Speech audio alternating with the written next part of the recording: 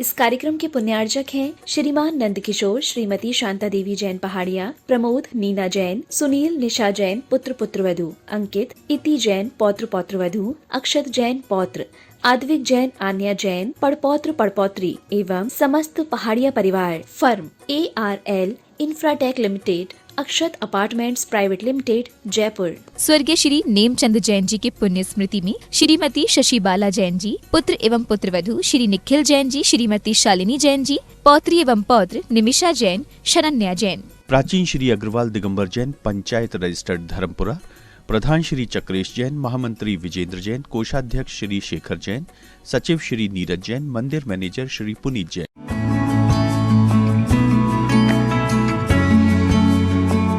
नमः श्री वर्धमानाय निर्धूत कलिलात्मने कालोकानां त्रिलोकानां यद विद्या दर्पणायते। बोले पंच परमेष्ठी भगवान की जय। अब तक हमने सम्यक दर्शन के 8 अंग, उन 8 अंगों में प्रसिद्ध व्यक्तियों के नाम जाने। अब अगले श्लोक में यह विवेचन किया जा रहा है कि यदि सम्यक दर्शन पूर्ण अंगों वाला नहीं है तो वह पूर्ण रूप से कार्यकारी नहीं हो पाता है। इसी का विवेचन करते हुए आचार्य समंतभद्र स्वामी लिखते हैं, नांगहीन मलम छेतुम दर्शनम जन्म संततिम नहीं मंत्रोक्षरन्यूनो निहंति विश्ववेदनाम। नांगहीन मलम छेतुम दर्शनम जन्म संततिम नहीं मंत्रोक्षरन्यूनो निहंति विश्ववेदनाम। इस श्लोक में आचार्य समंतभद्र स्वामी ने एक लौकिक उदाहरण के द्वारा यह स्पष्ट किया है कि यदि सम्यक दर्शन इन 8 अंगों में से एक भी अंग से हीन है तो वह सम्यक दर्शन जन्म मरण की परंपरा को समाप्त करने में अर्थात संसार के दुखों से निकालकर उत्तम सुख में पहुंचाने में समर्थ नहीं हो पाता है। इस श्लोक के एक एक पद को अब हम यहाँ देखेंगे, फिर उसका अभिप्राय क्या है। निसंकित निकांक्षित से लेकर वात्सल्य और प्रभावना तक जो 8 अंग कहे गए हैं, उन 8 अंगों में से अगर किसी भी एक अंग से भी हीन है सम्यक दर्शन, तो जैसे कोई व्यक्ति अपने शरीर के 8 अंगों में से एक अंग से हीन होने पर विकलांग कहलाता है, उसी प्रकार एक भी अंग से हीन होने पर यह सम्यक दर्शन भी विकलांग हो जाता है। और ऐसा सम्यक दर्शन अर्थात किसी भी अंग से हीन सम्यक दर्शन जन्म संततिम मन जन्म की परंपरा को, अर्थात जन्म के साथ मरण नियम से जुड़ा हुआ है, इसलिए जन्म मरण की परंपरा को छेदुम मन छेदने में अर्थात विनष्ट करने में या विनाश करने में अलम माने समर्थ, न माने नहीं होता है। अलम का अर्थ यहाँ पर समर्थ या पर्याप्त ग्रहण करना है, क्योंकि जब जिस प्रसंग में जिस शब्द का जो अर्थ है उसी अर्थ को ग्रहण करना उचित होता है। तो अंगहीनम दर्शनम अर्थात किसी भी अंग से रहित सम्यक दर्शन, जन्म संततिम अर्थात संसार में संसरण या परिभरण की परंपरा को छेदने या नष्ट करने में समर्थ नहीं होता है। अब एक उदाहरण के द्वारा इसे समझा रहे हैं।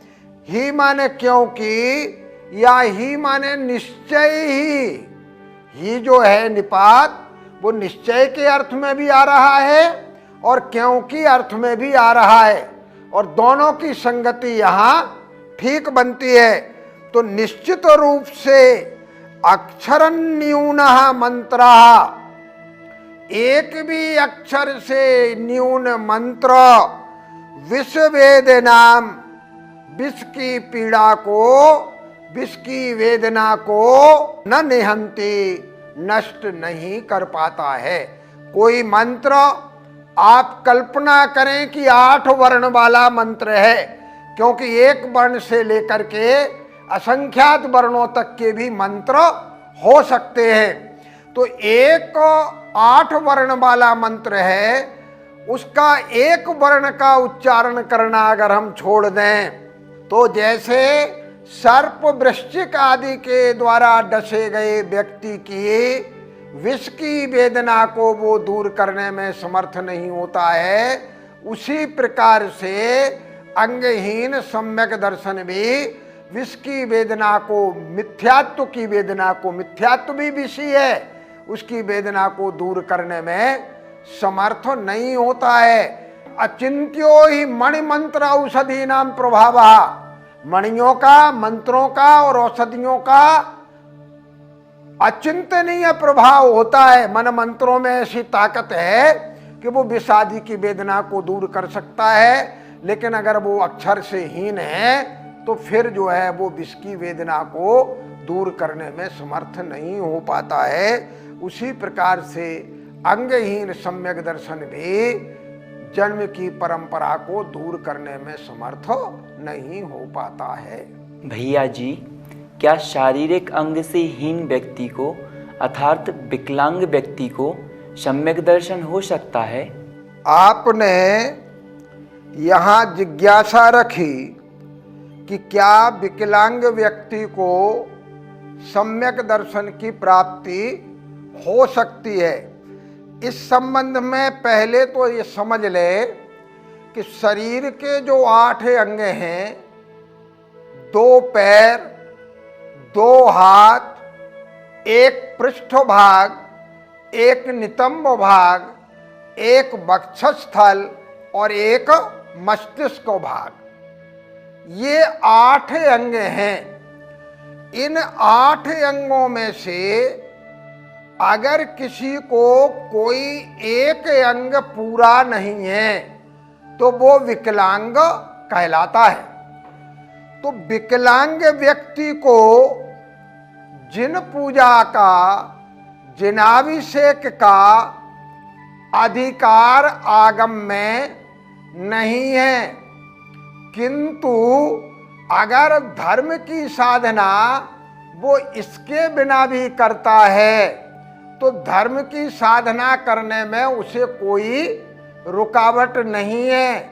इसलिए उसे सम्यक दर्शन की प्राप्ति हो सकती है, क्योंकि सम्यक दर्शन की प्राप्ति देव शास्त्र गुरु के श्रद्धान से होती है। इसलिए उसे सम्यक दर्शन की प्राप्ति में कोई आगम के अनुसार बाधा नहीं है।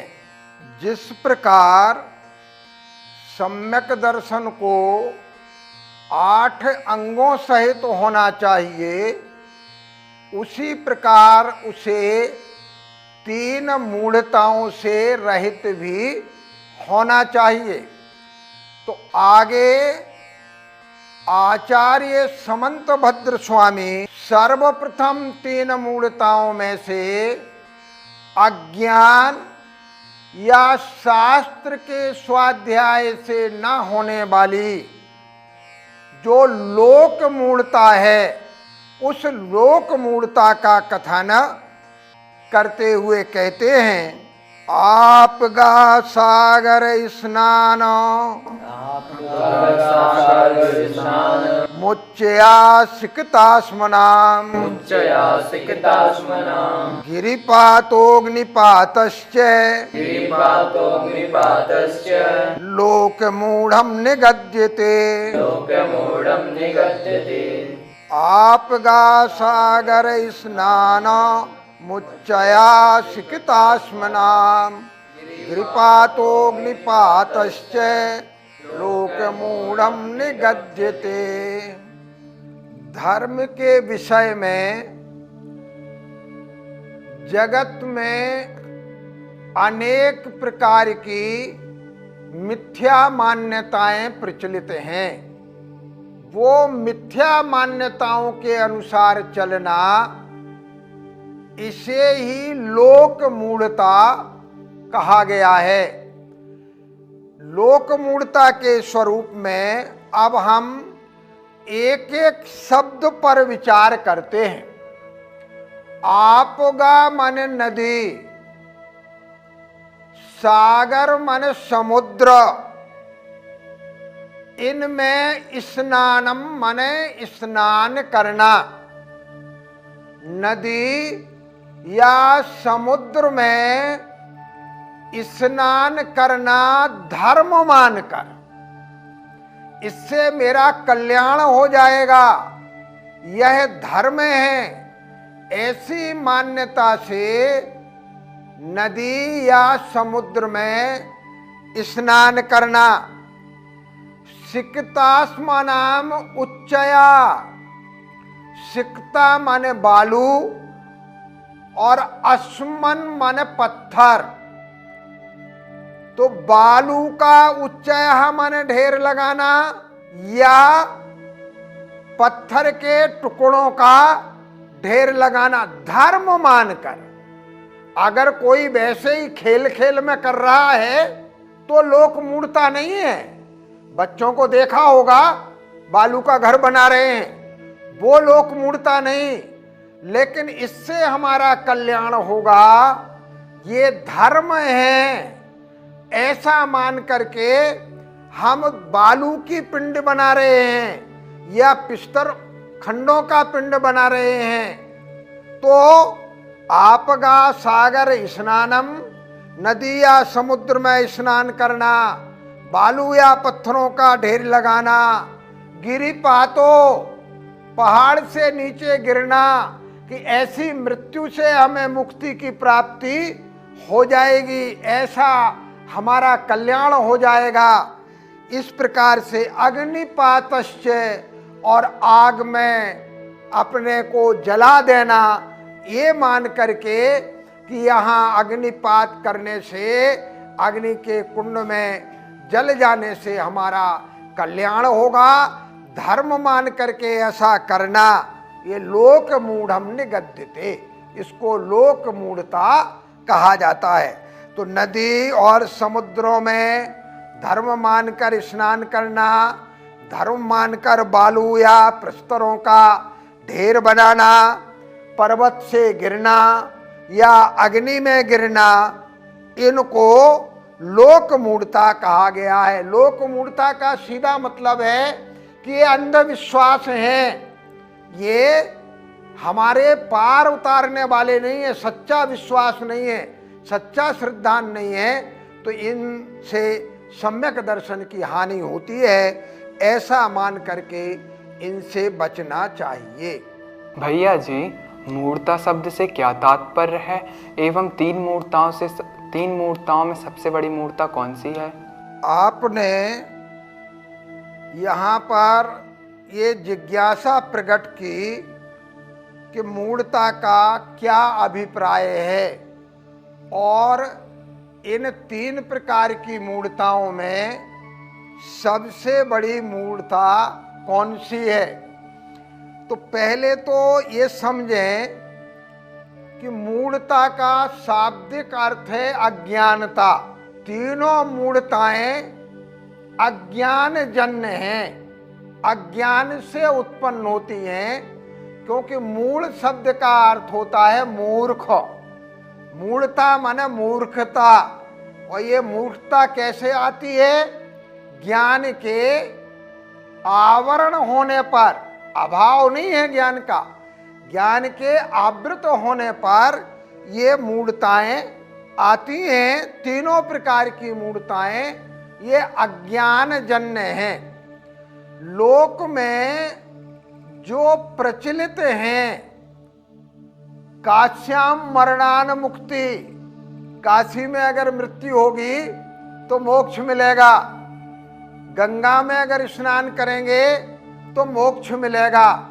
तो गंगा में तो बहुत से जीव जंतु हैं, मरते भी वही हैं, जन्म भी वही लेते हैं, तो मुक्ति का कारण गंगा नहीं हो सकती।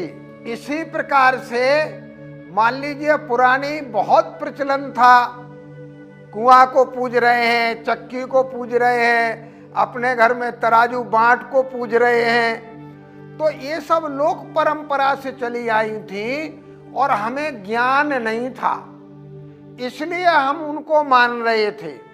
और जैसे ही हमें ज्ञान हुआ कि हमने उनको मानना छोड़ दिया। इसका मतलब मूढ़ता अज्ञान जन्य है, अज्ञानता का नाम मूढ़ता है।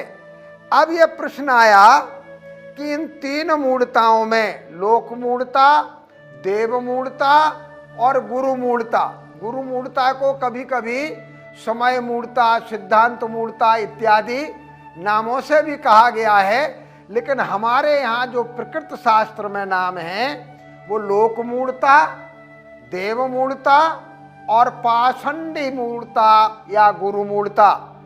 तो इन तीनों में सभी मूढ़ताएं अहितकारी हैं और सम्यक दर्शन को इन तीनों मूढ़ताओं से रहित होना चाहिए।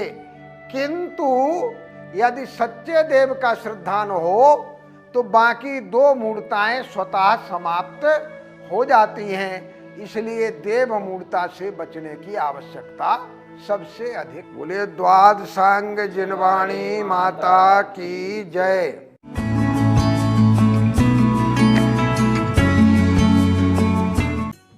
इस कार्यक्रम के पुण्यार्जक थे श्रीमान नंद किशोर, श्रीमती शांता देवी जैन पहाड़िया, प्रमोद नीना जैन, सुनील निशा जैन पुत्र पुत्रवधू, अंकित इति जैन पौत्र पौत्रवधू, अक्षत जैन पौत्र, आद्विक जैन, आन्या जैन पड़पौत्र पड़पौत्री एवं समस्त पहाड़िया परिवार। फर्म ARL इंफ्राटेक लिमिटेड, अक्षत अपार्टमेंट्स प्राइवेट लिमिटेड, जयपुर। स्वर्गीय श्री नेमचंद जैन जी की पुण्य स्मृति में श्रीमती शशि बाला जैन जी, पुत्र एवं पुत्रवधू श्री निखिल जैन जी, श्रीमती शालिनी जैन जी, पौत्री एवं पौत्र निमिषा जैन, शरण्या जैन। प्राचीन श्री अग्रवाल दिगंबर जैन पंचायत रजिस्टर्ड धर्मपुरा, प्रधान श्री चक्रेश जैन, महामंत्री विजेंद्र जैन, कोषाध्यक्ष श्री शेखर जैन, सचिव श्री नीरज जैन, मंदिर मैनेजर श्री